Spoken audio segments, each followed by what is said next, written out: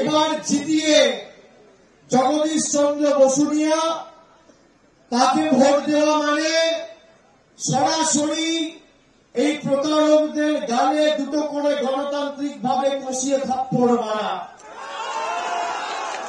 আপনার কাছে একদিকে বিজেপির প্রার্থী যার বিরুদ্ধে 6 মাস আগে আদালত গ্রেপ্তারি পরোয়ানা জারি করেছিল, সেই সাংসদকে আদালতে গিয়ে সারেন্ডার করে জামিন নিতে হয়েছিল, তাকে আবার বিজেপি প্রার্থী করেছে।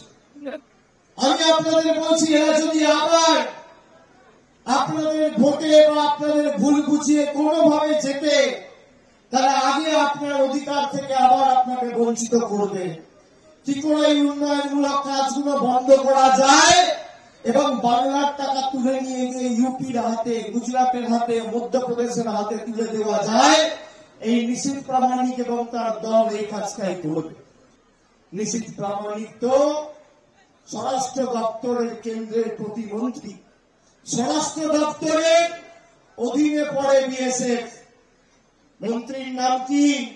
অমিত শাহ।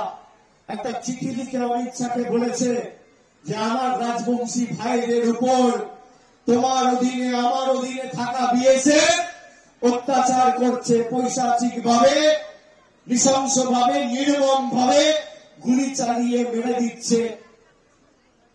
একটা অভিযোগ জানিয়েছে, একবার প্রতিবাদ করেছে, উত্তর হচ্ছে না।